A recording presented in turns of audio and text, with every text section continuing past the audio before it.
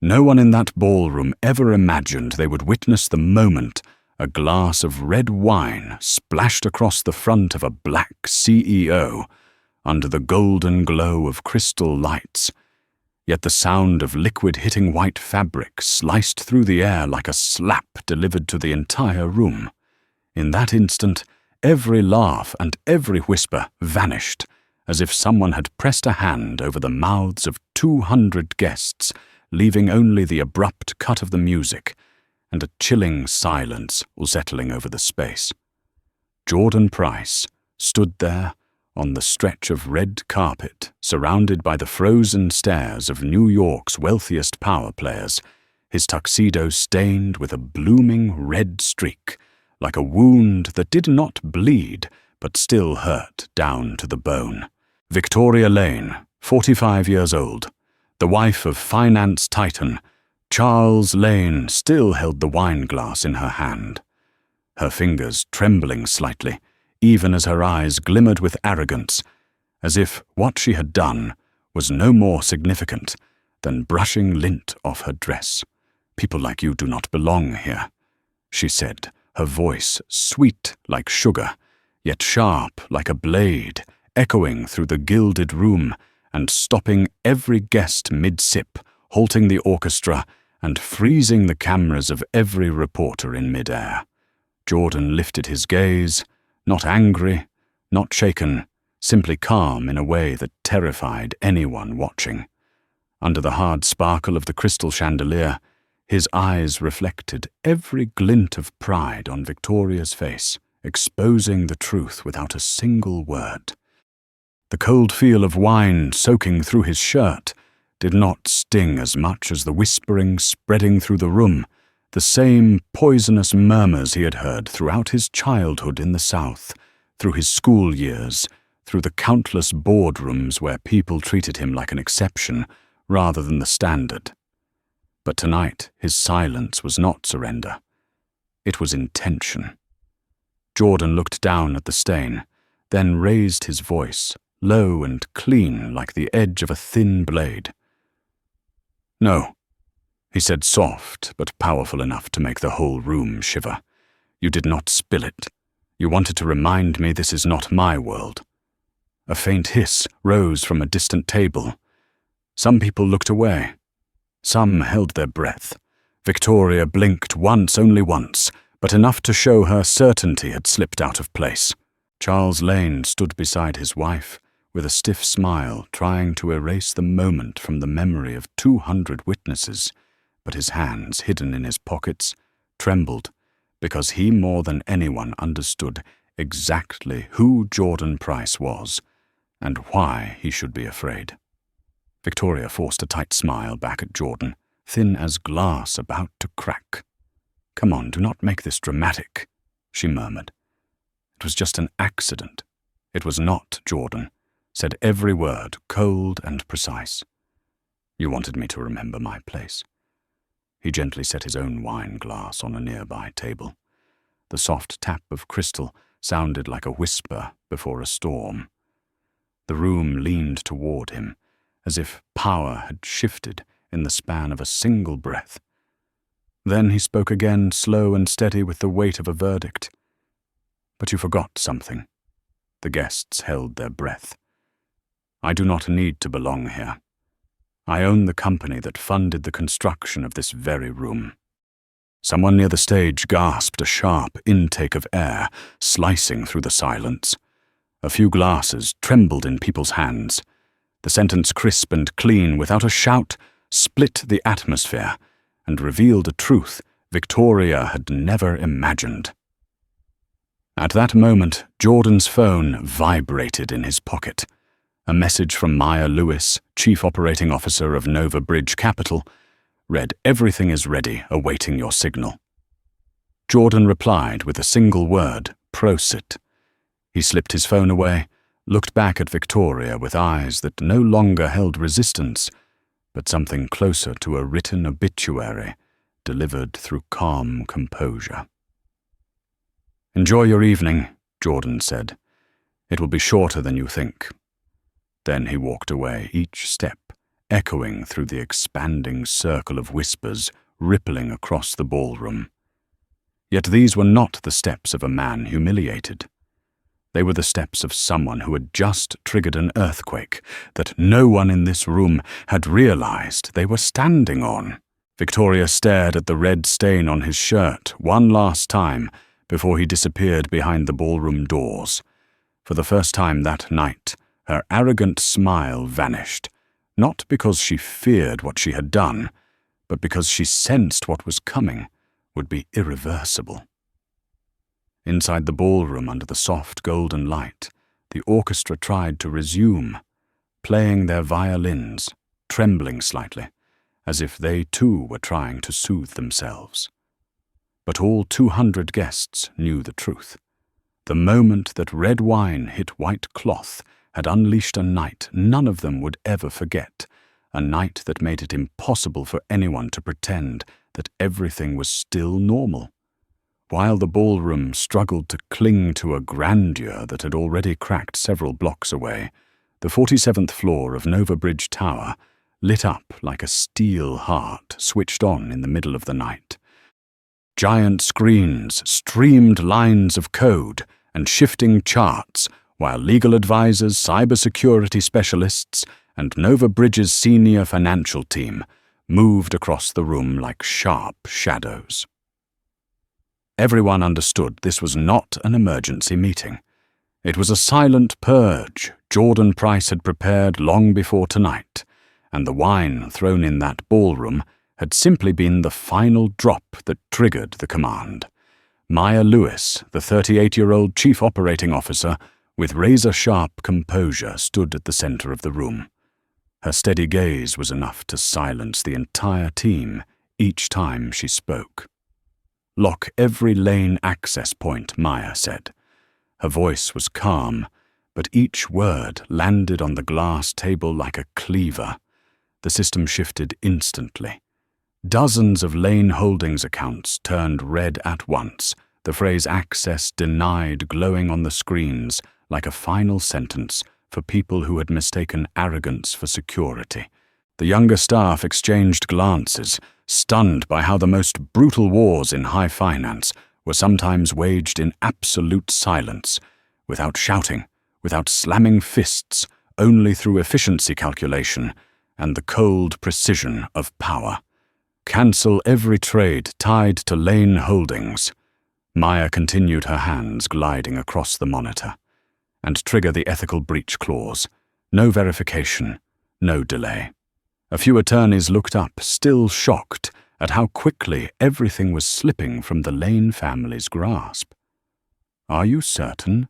one asked. Maya met his gaze. Victoria Lane's reminder was the evidence. He is not retaliating. He is resetting the standard. Meanwhile, back in the ballroom, no one knew that the very moment Victoria raised her glass with that smug smile, the empire her husband had built over 2 decades was quietly having its foundation ripped out from beneath it. Jordan returned to his table, sitting down among guests whose expressions mixed admiration with unease. The red stain on his white shirt spread like a wound that had not dried. He did not bother covering it. He wanted it seen. Let them remember, Jordan thought. Let them understand what it feels like when history repeats itself in front of their eyes.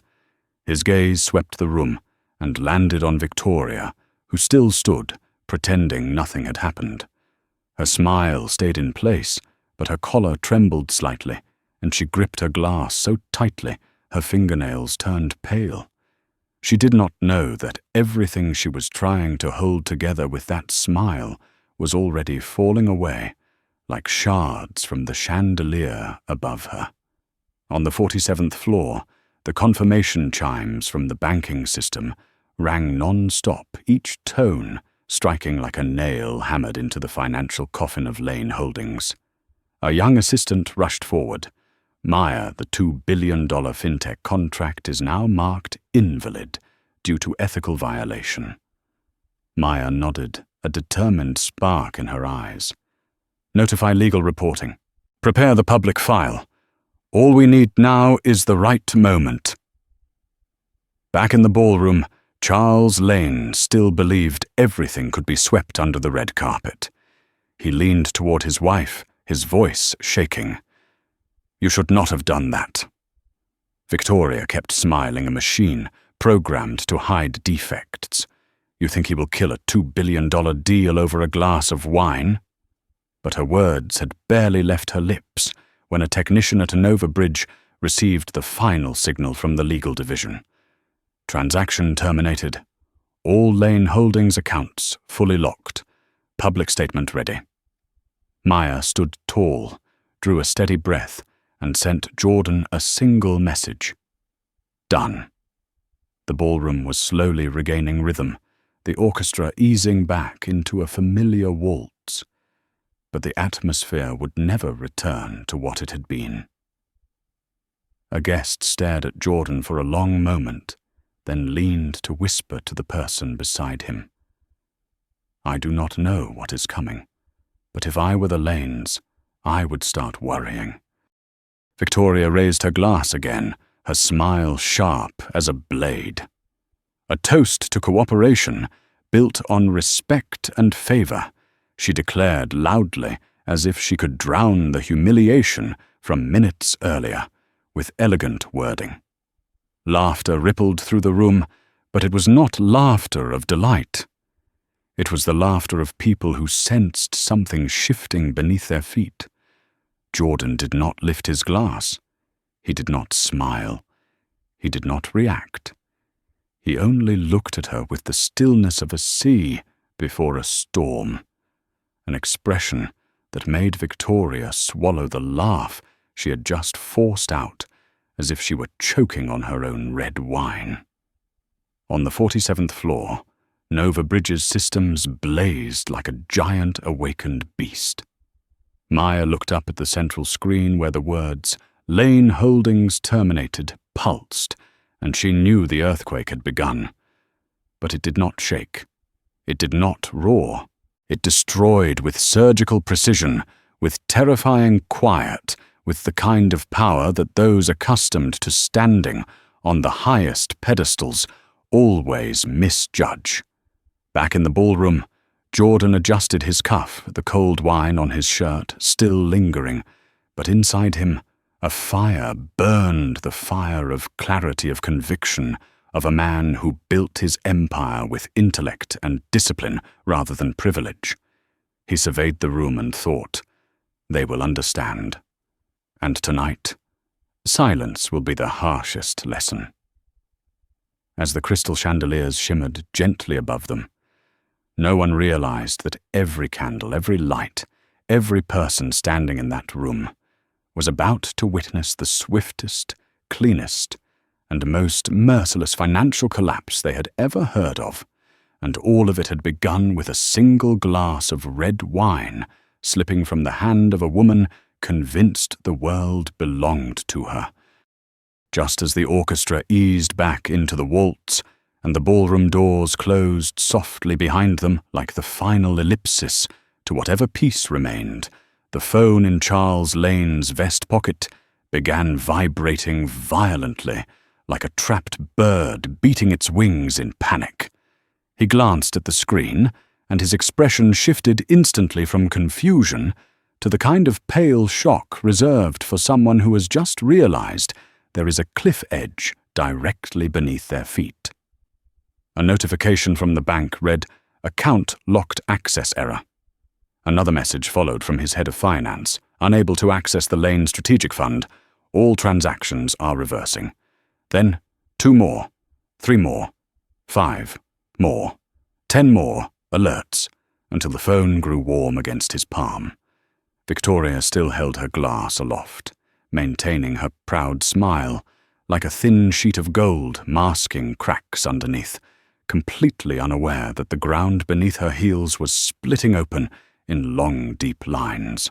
"What is it?"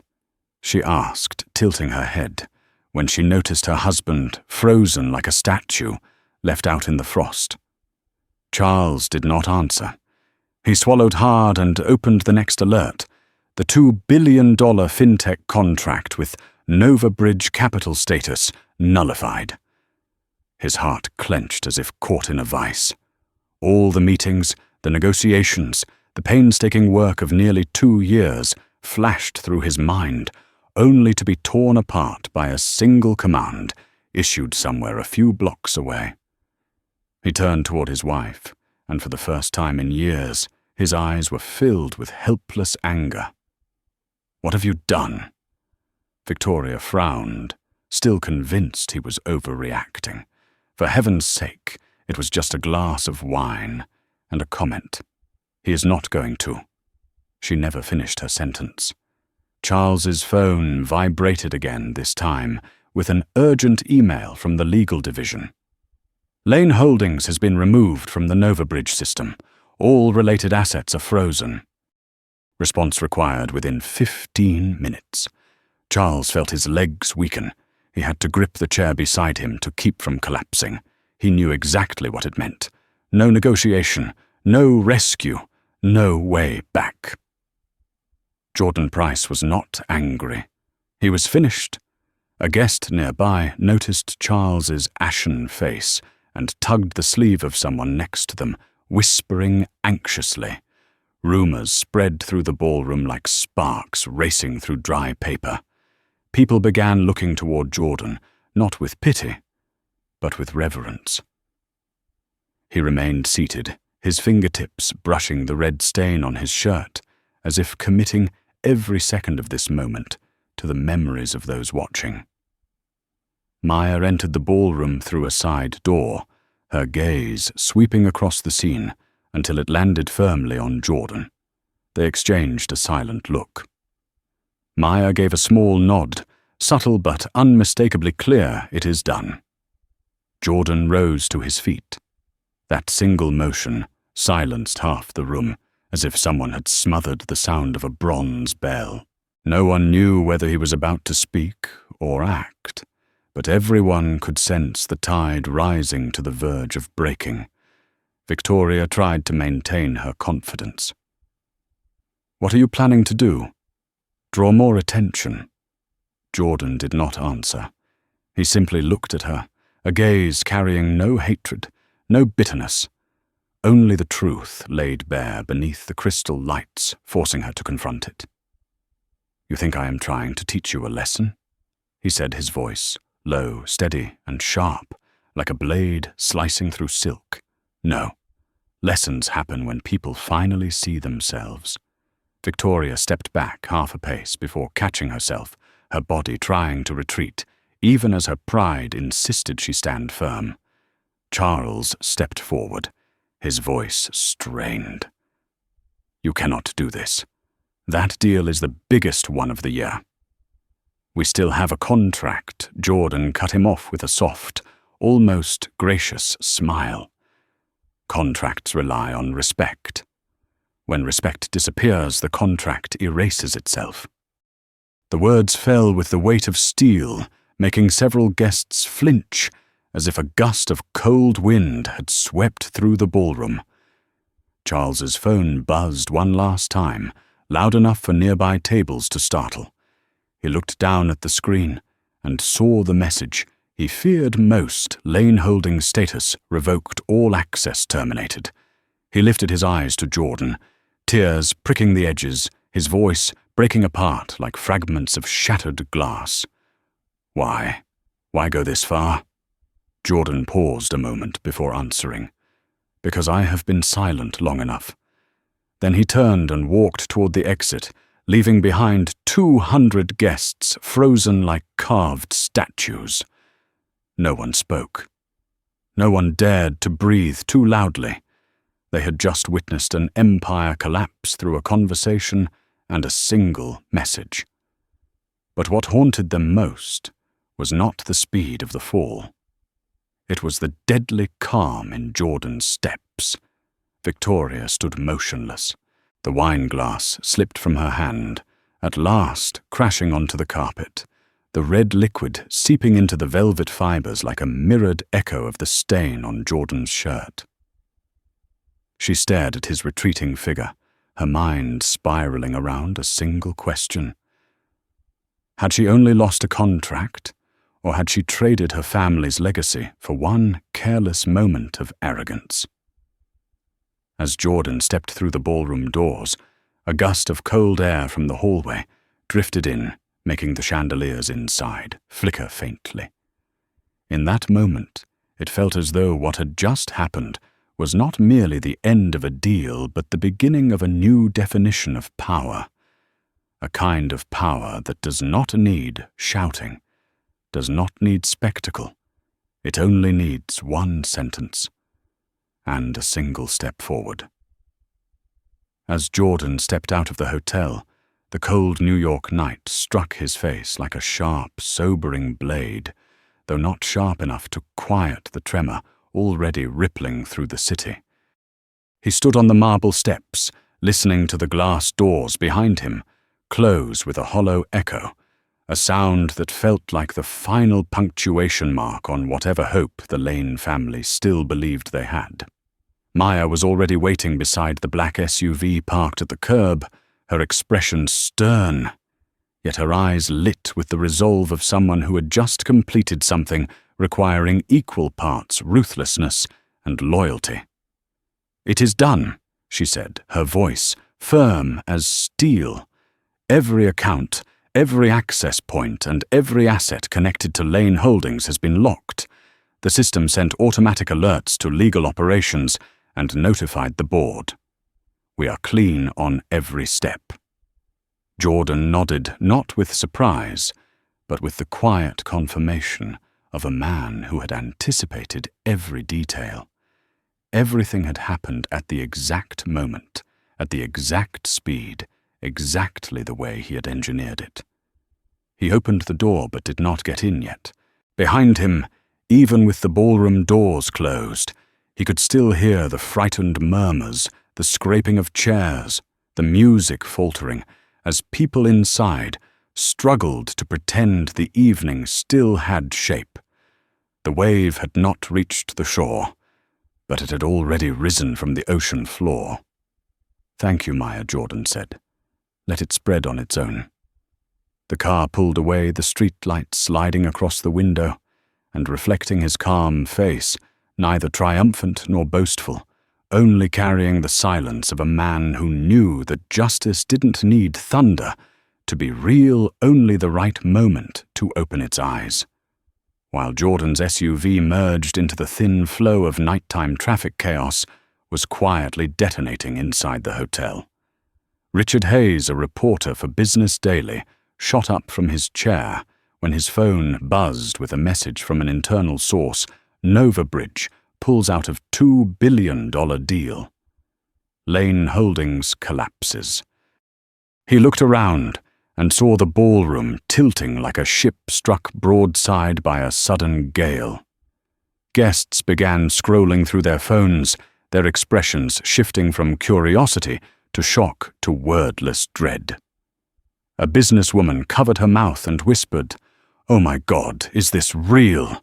Richard grabbed his laptop, weaving through the crowd, while already typing, capturing every beat of the unraveling.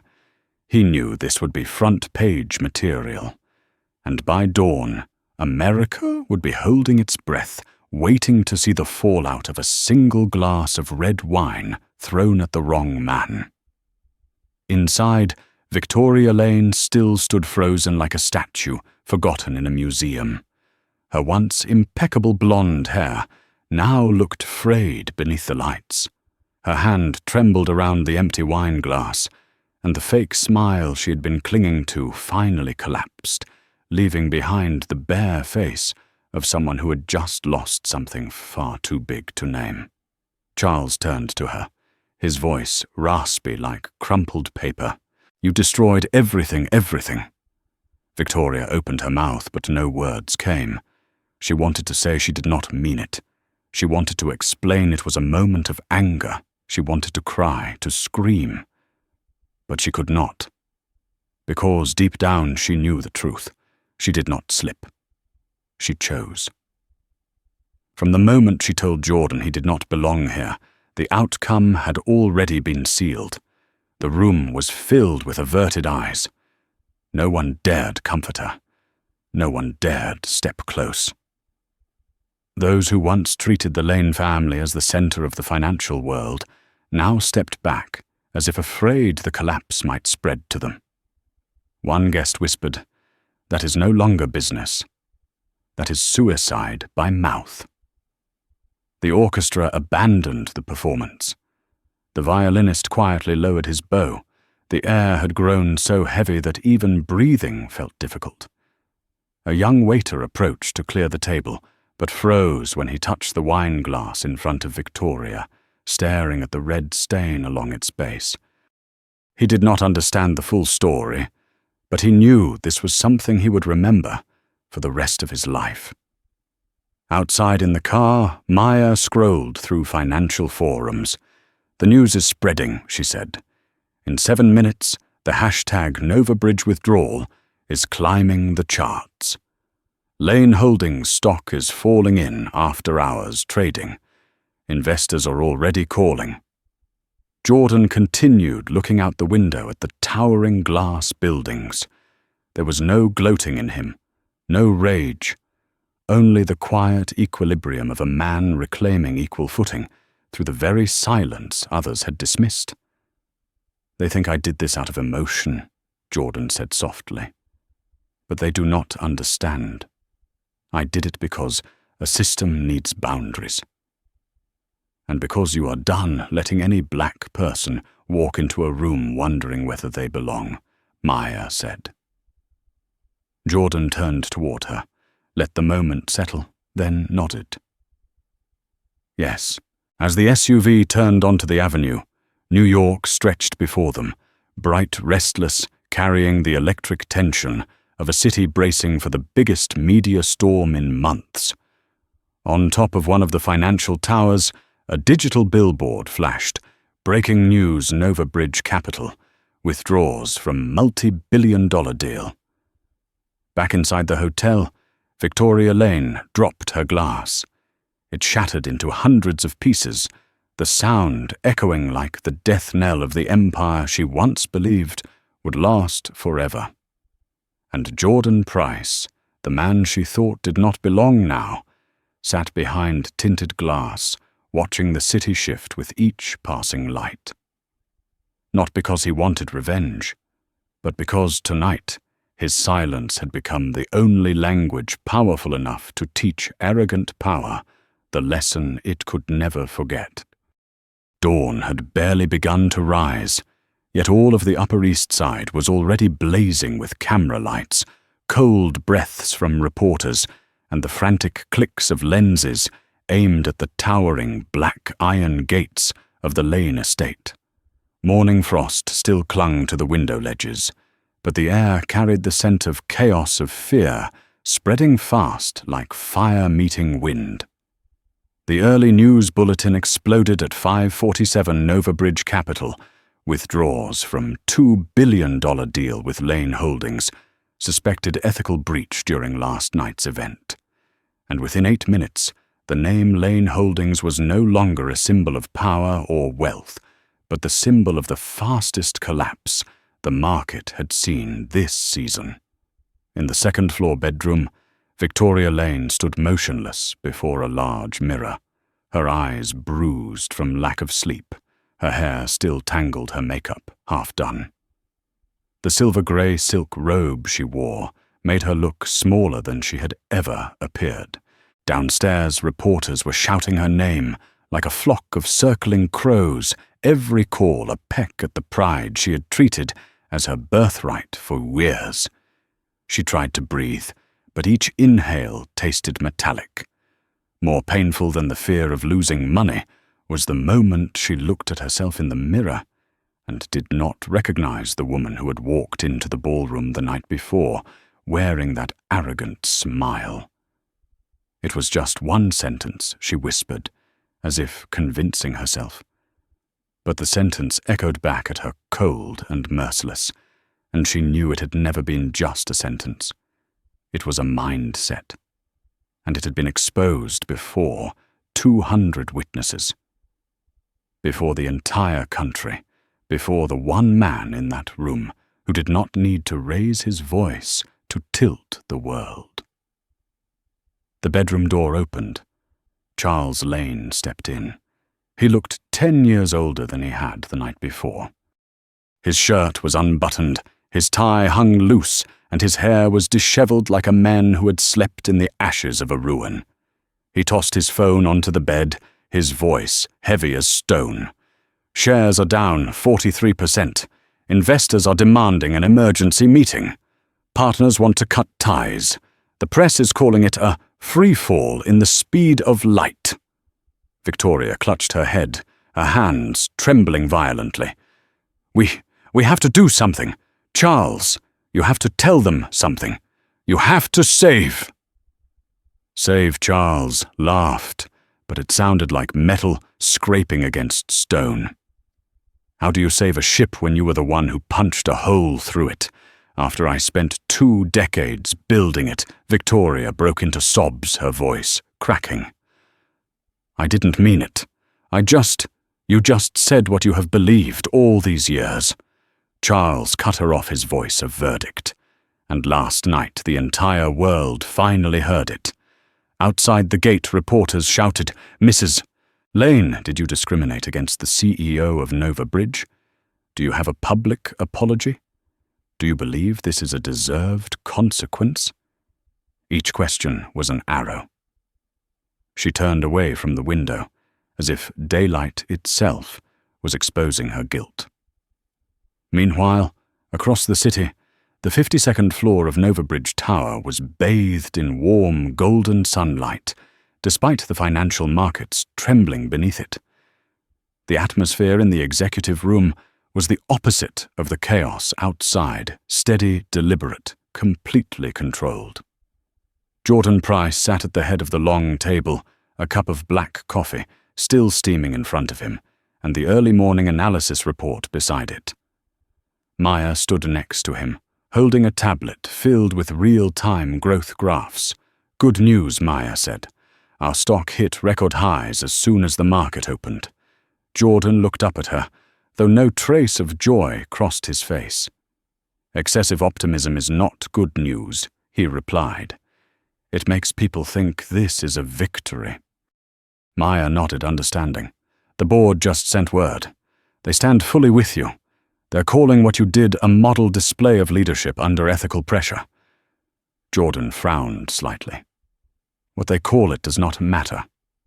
Why I acted does. Maya studied him, admiration clear in her eyes. Because you know silence at the right moment is stronger than any speech. Jordan did not answer.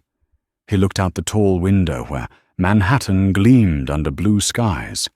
From this height, the city looked like a careful wooden model, buildings stacked with precision, and he knew a single touch in the right place could make part of it fall. But he did not feel pleasure in that power, only responsibility. Maya, he said quietly, do not issue the statement today. She raised a brow. The media is demanding an official response. I know. You want silence. Jordan turned back, nodding once. When the truth is big enough, words only make it smaller. That was when Maya's phone vibrated. Breaking update from communications. Lane Holdings will hold an emergency press conference at 9. They are desperate.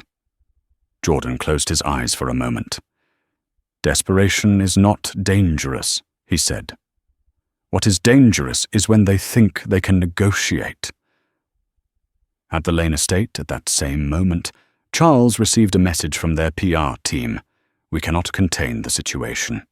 Recommend Mrs. Lane withdraw from all public roles immediately. Victoria collapsed into a chair, her body drained of any remaining arrogance. Charles, do you think Jordan will spare us? Charles looked out the window, where their faces were already plastered on the giant screens of news vans. No, he said slowly, because he is not retaliating. Then why? Because what happened last night was not a personal insult. Charles turned to her eyes, both wounded and icy. It was the moment he saw the truth you have been gilding for years.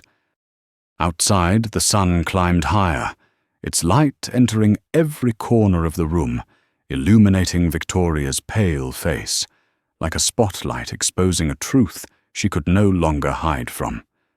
And inside Nova Bridge, Jordan set down his coffee and exhaled softly.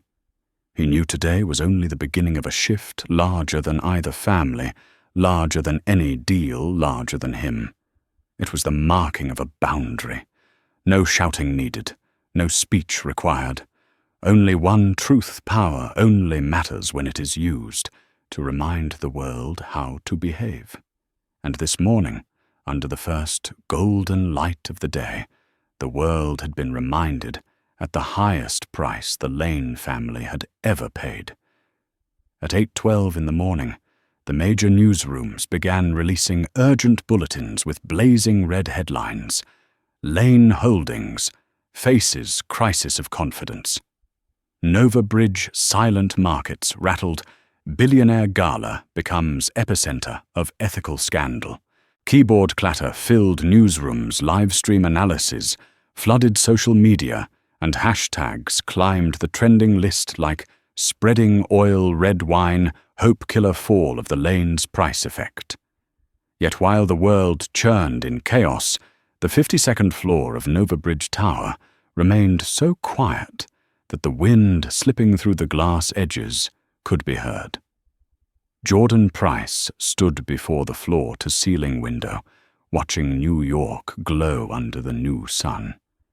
His expression calm as a lake, untouched by wind, the complete opposite of the storm erupting below. He lifted his hand, brushing the edge of his shirt, where last night's red wine had dried into an irremovable mark. "How do you want me to handle the press?" Maya asked, holding a thick folder filled with interview requests and exclusive invitations from CNN, Bloomberg, Forbes, and even an urgent email from Vogue. Jordan did not turn around. No responses, no appearances, no statements of any kind. Maya frowned slightly. "You know, the quieter you are, the more they will analyze everything you do," Good Jordan said softly. "Let them learn how to listen to what silence wants to say." Maya looked at him with a mix of awe and disbelief. Jordan was not just managing the crisis, he was redefining how it functioned. Meanwhile, at the Lane estate, an emergency meeting was unfolding in the grand living room, sunlight cutting across Charles and Victoria's strained faces. The PR specialist stood nearby, voice trembling. "We need to go live immediately. You must apologize. You must explain." Victoria held her head in her hands. "If I apologize, will anything change?" she asked, like a lost child, searching for someone to pull her back. Charles closed his eyes. Jordan does not want an apology. Then what does he want? "The truth," PR interjected quickly. "We cannot let Mr. Price control the narrative."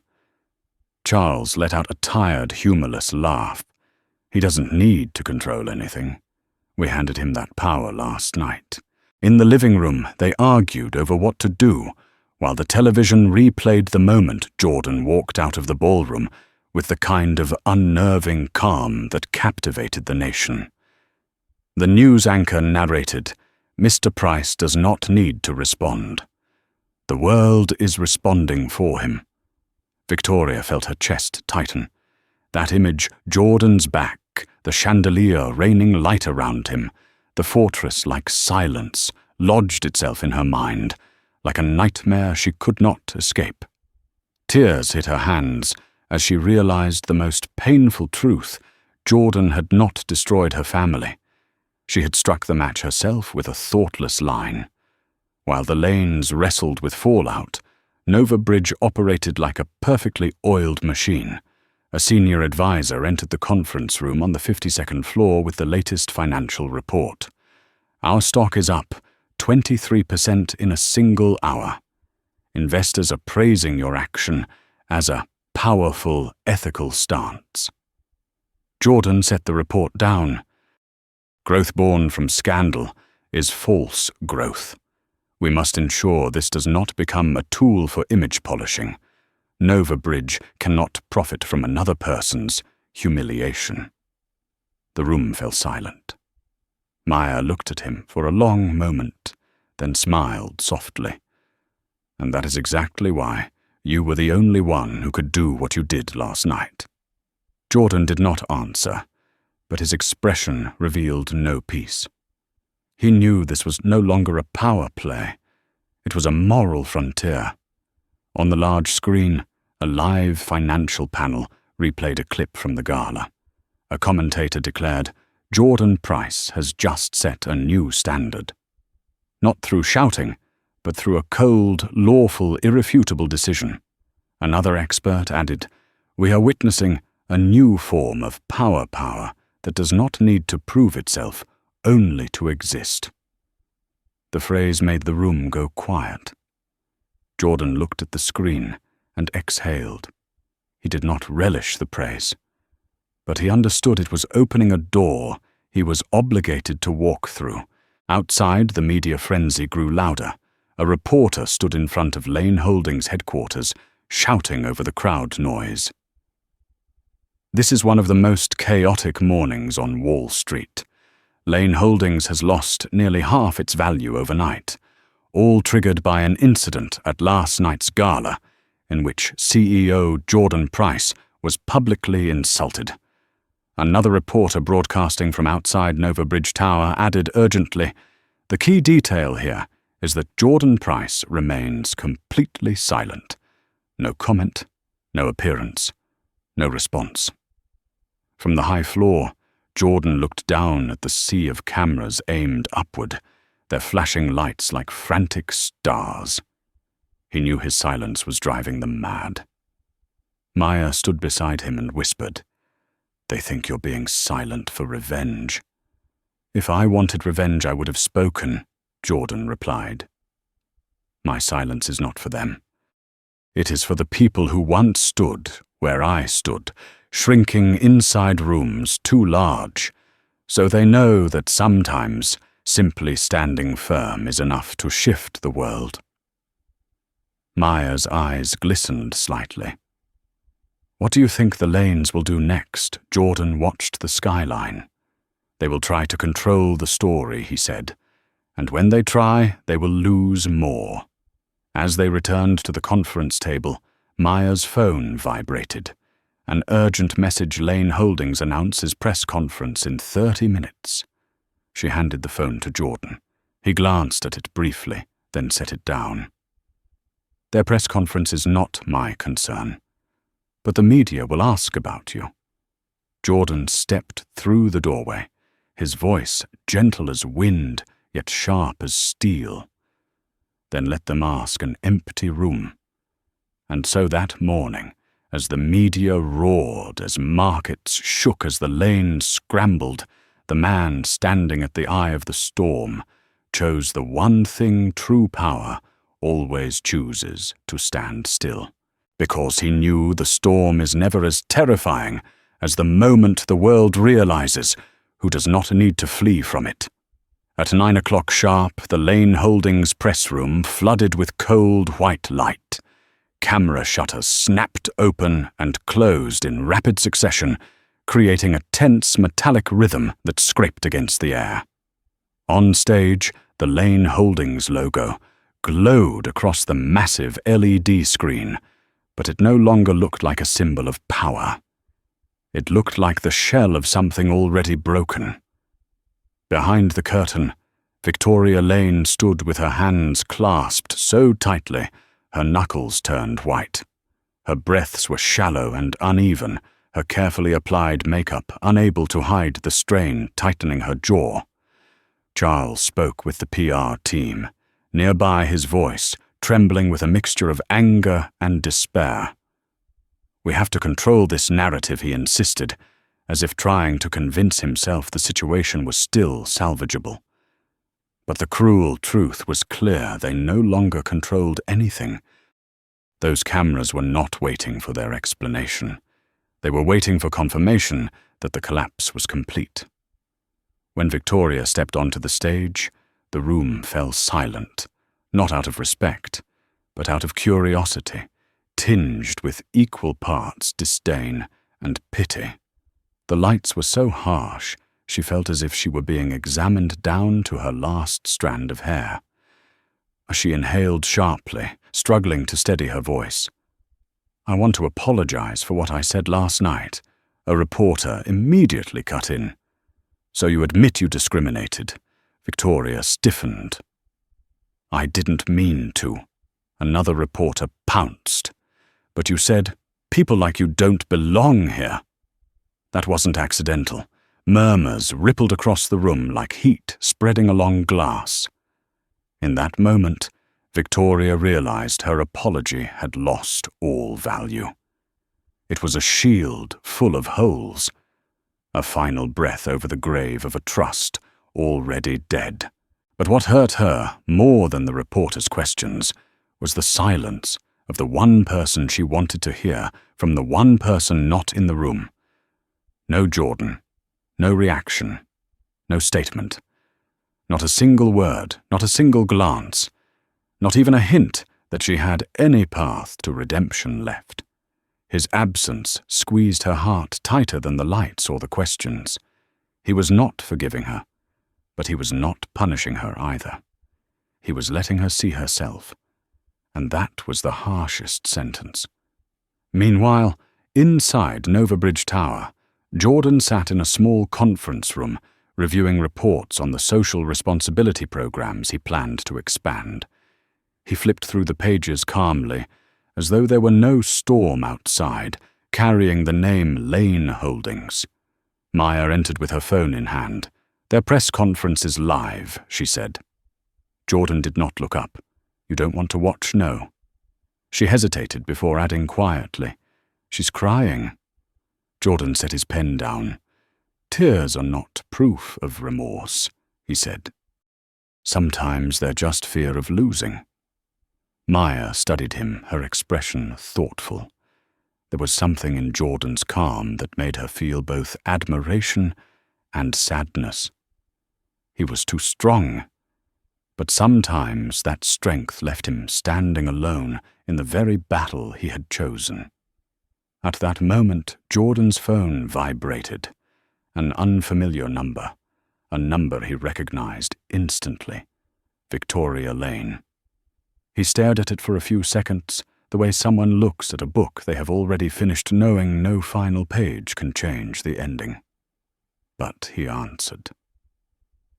Victoria's voice trembled soft to the point of breaking. "Please, just 1 minute." Jordan said nothing. His silence on the line felt like a courtroom, with no judge a place, where she had no choice but to indict herself. "I know I was wrong," she said, trying to steady her breathing. "I shouldn't have said that. I lost my temper. I was under pressure." "Victoria." Jordan's voice cut through, gentle but sharp as a blade. "You weren't drunk. You weren't pressured. You weren't careless. You were simply comfortable with your privilege." The line went completely still. Victoria bit her lip hard enough to taste blood, but she forced herself to continue. "I've lost everything." "What do you want from me?" Jordan closed his eyes briefly. "I want nothing." Her voice cracked. "You don't hate me, no." Jordan said slowly. "Hatred is loud. I choose silence." The words pierced deeper than any shout could. Victoria broke down, sobbing without elegance or restraint, stripped of the pride and polish she wore the night before. "If I could go back, you would do it again," Jordan replied. "Because the problem wasn't what you said. It was how you see people." Victoria could no longer speak. Through her choked sobs, she understood faintly that what she had lost was not money, nor the deal, nor even her reputation. What she lost was the ability to believe she was still a good person. Jordan ended the call with one final sentence, soft as breath, yet sharp as ice. "You shattered what you thought I broke, and now silence will be my only answer." He hung up. No anger. No trembling hands. He simply set the phone down like an object, with no memory of the weight it had carried seconds earlier. Maya watched him carefully. "Are you all right?" Jordan looked out the window at the clear blue sky, untouched by excuses. "She doesn't need my forgiveness," he said. "She needs to see herself." Maya lowered her gaze. Outside, millions were sharing the video of Jordan walking out of the ballroom in silence, calling it the most powerful moment of the year. But only Jordan knew that his silence did not come from pride. It came from something else, the exhaustion of a man who had spent too many years proving his worth in rooms where others walked in with the automatic right to be respected. And last night, for the first time, he walked out of that room without bowing, without swallowing someone else's arrogance, without bending. He simply stood tall, and the world was forced to adjust itself around him. When the call with Victoria ended, Jordan remained still for a long, quiet moment, as if all the silence left in the world had gathered inside that small room, pressing against him with the weight of the history he had lived through. The glass walls reflected the blue sky, drifting clouds, and the soft morning light that touched his face, making him look like a man who had just walked out of a battle where only one side understood they had already lost. Maya stood behind him, her expression softening. "You know," she murmured gently, "no one else could have done what you did last night. At least no one else would have dared." Jordan did not turn around, but the very corner of his mouth shifted. Not a smile, but a quiet acknowledgement of a truth he did not want to speak aloud. He had touched something larger than himself. When they returned to the main conference room, the wall screens were already playing viral clips footage of Jordan walking out of the ballroom without retaliation, without outrage, without even a backward glance. Yet that very calmness made millions of people stop and watch. A comment flashed across the screen, a moment of power that needed no sound. Another read, "This is the new definition of dignity." And then the phrase that would dominate the morning began to rise, spreading like a storm price effect. No one had planned it. No PR team had engineered it. It formed naturally an instinctive reaction from a society too used to seeing power accompanied by chaos. For the first time, they saw power stand still.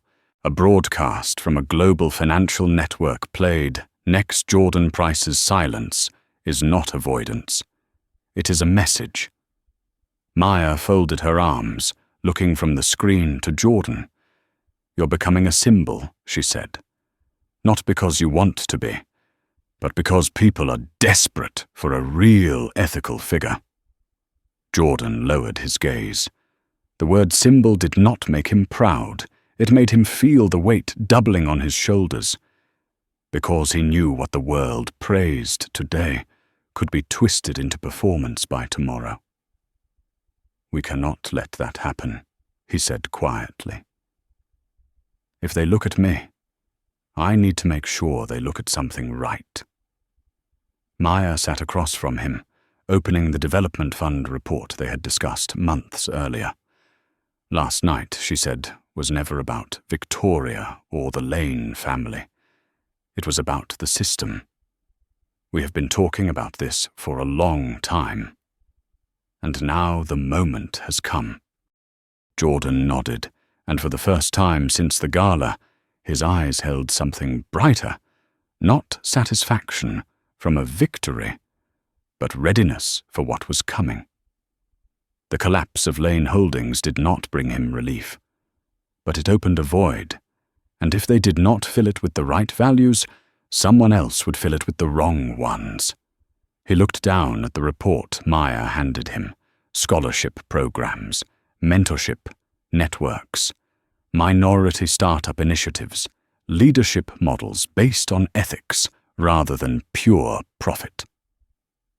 If we do this, Maya added, we do it not for the cameras. We do it because it deserves to exist, even when no one is watching. Jordan was silent, the kind of silence only found in people deciding the direction of a new corner of the world. In a small cafe a few blocks from Nova Bridge, a group of young black employees gathered around a phone, rewatching the clip of Jordan leaving the gala. One woman whispered. He didn't raise his voice, and the whole room had to fall quiet. Another nodded. He did exactly what our parents always told us, hold your ground. But this time the world actually saw it. Values were spreading not through thunder, but through whispered agreement. At the Lane estate, Victoria watched those same videos with red, swollen eyes. She heard people calling it dignity, strength, real power. Each word hit her like a slap, forcing her to confront what she hadn't understood. The night before, she hadn't insulted a man. She had insulted a symbol she was never worthy of recognizing. Charles sat across the room, watching her in silence. You created a symbol, he said tiredly, but not in the way you imagined. Victoria broke down again, but her tears no longer came from fear. They came from the shattering inside her, as she saw herself raw, exposed, painful, reflected in the world's reaction. Back at Nova Bridge, as the meeting wrapped up, Jordan stood and walked toward the tall window. The light poured over his suit, making him look like he stood at the boundary between who he was and what society was turning him into.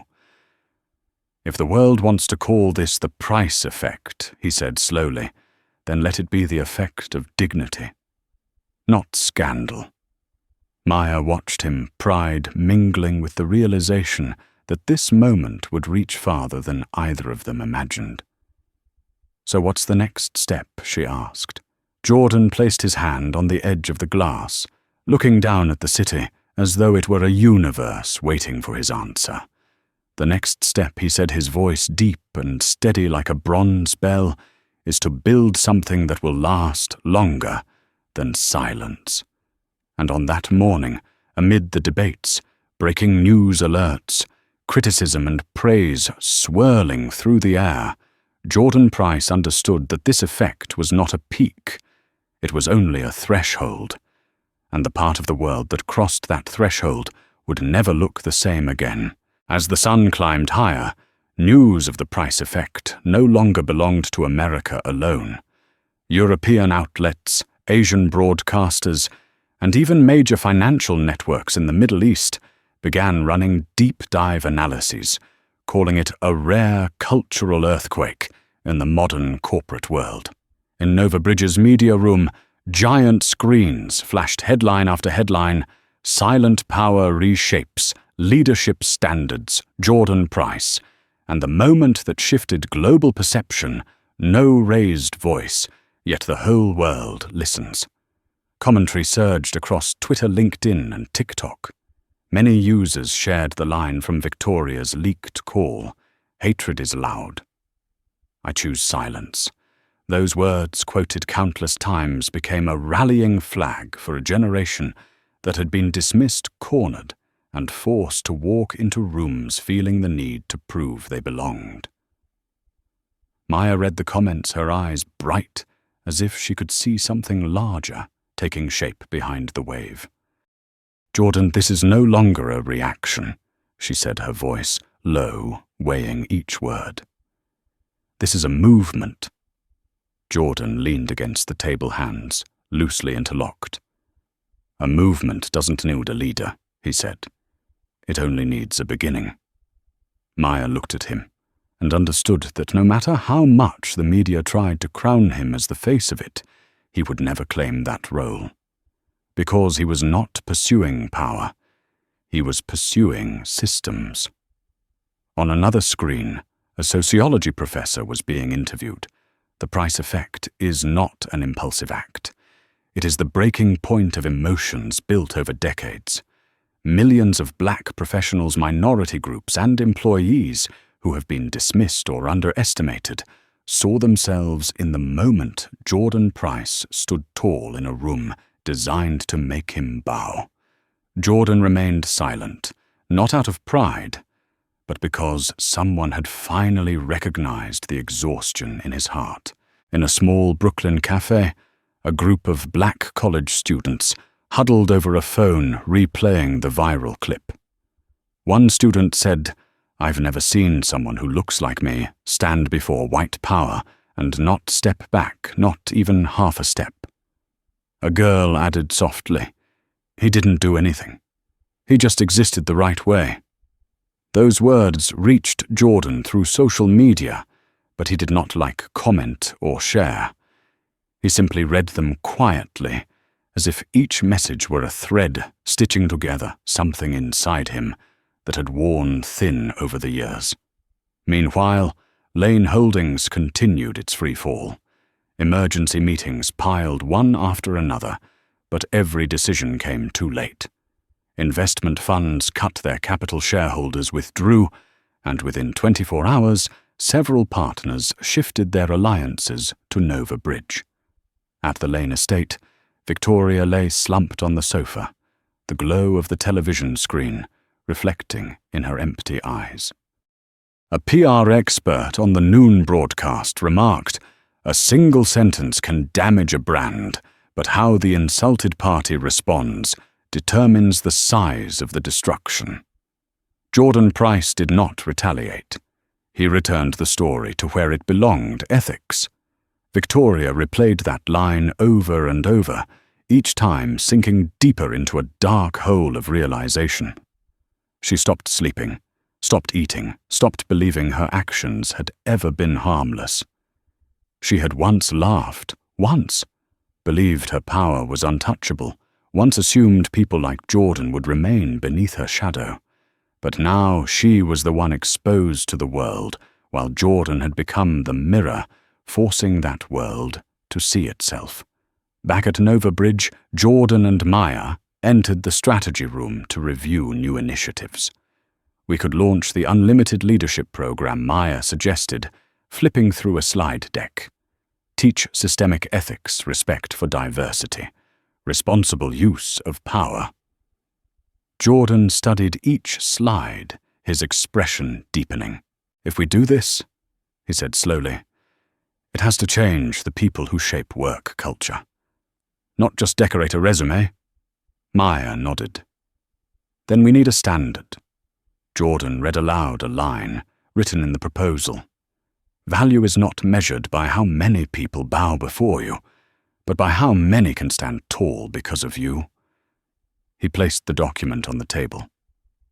"Start with this." The room grew quiet.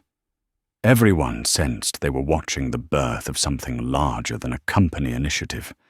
That afternoon, across social platforms, countless posts appeared under the hashtag Stand Tall Movement. People shared their experiences of being dismissed, overlooked, belittled, and the moments they wished they had stood firm the way Jordan did. A Chicago teacher wrote, "Last night, my students saw a black man face injustice and respond with the strength of quiet. They asked me, 'Is that how adults deal with things?' And I told them, 'Yes, that is real power.'" Jordan read that message and closed his eyes as though his heart had touched something he never dared hope to reach. The Price effect, once just a spontaneous public response, was turning into a cultural shift. Not a movement against someone, a movement toward oneself. And in that late afternoon, as sunlight slid slowly across Manhattan's glass towers, Jordan Price understood that his story, though born from a single glass of red wine, was no longer his alone. It was the story of people learning how to stand, how to hold silence with strength, how to look power in the eye without fear. A movement had formed, and he, whether he wanted to or not, had become its first step. As the day drifted into late afternoon, and Manhattan slipped into the soft gold of sunset streaks of light, slid between glass towers, and spilled onto the streets below, as if the entire city had been brushed with a thin layer of brilliance. On the 52nd floor of Nova Bridge, Jordan Price stood before the window, hands in his pockets, quietly watching the last rays of daylight stretch into fiery lines across the surfaces of the skyscrapers. He was not thinking about Lane Holdings. He was not thinking about Victoria. What he was thinking was this: what must change so the world never repeats that night again. Not for him, not for anyone.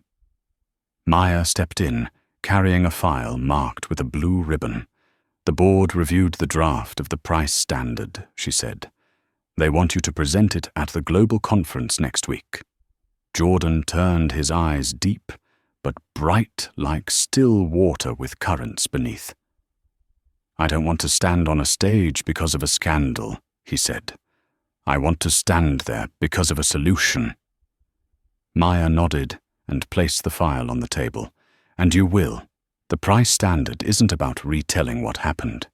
It's about shaping a new generation of leaders where respect is a requirement, not a reward." Jordan opened the first page, a mandatory ethical evaluation system protocols to eliminate bias leadership training, built on fairness, a fund supporting minority-owned businesses, and a series of organizational culture seminars to be integrated into major business schools.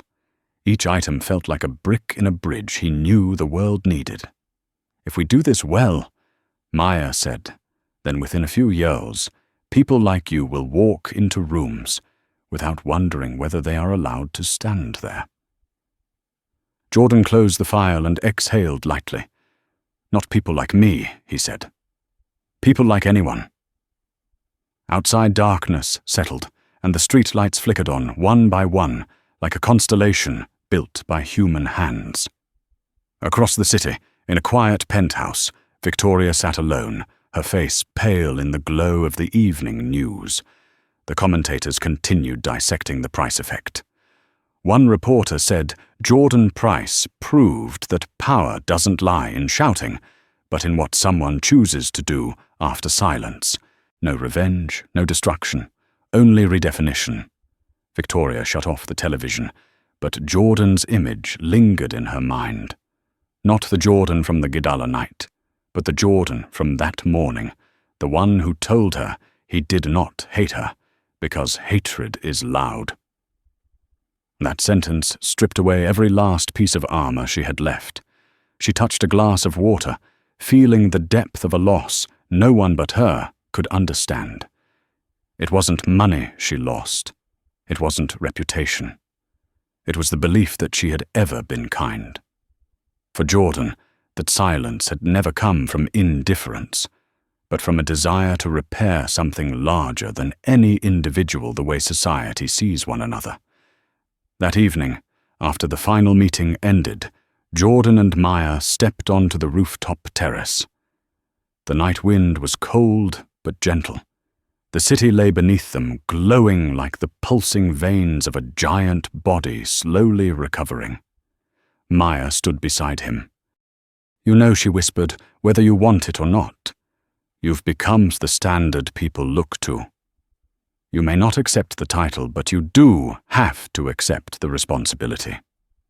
Jordan gazed outward, his voice low but resolute. "Then I'll take responsibility. Not by repeating what happened, but by building what must come after." The breeze carried across his face, carrying the scent of a city that had weathered a cultural shock, yet stood stronger than before. "That silence that night," Jordan continued, "it wasn't an ending. It was the beginning." Maya smiled softly, sincerely. In the glow of the city lights, Jordan Price was no longer the man who had been splashed with wine, no longer the man expected to bow in a room designed to make him small. He stood here not because he had won, but because he had refused to let humiliation become hatred, choosing instead to turn it into a standard. In the quiet space between the night sky and the sea of Manhattan lights, he spoke as if to himself and to the world. Legacy isn't found in the moment people see you. It's in what remains when the lights finally go out. And beneath that sky, his legacy began carving itself into the silence, steady, sharp, and impossible to erase. From the perspective of a specialist in organizational culture and systemic power, Jordan Price's story reminds us that real power does not come from a loud voice, but from the ability to hold on to one's dignity, even when others try to pull you down. He did not strike back. He reset the standard, and it was that unwavering calm that shifted an entire structure. If this journey has made you reflect, make sure to like and subscribe so you can continue following stories that awaken awareness. Before you leave the video, comment with exactly 3 words. Stand tall now.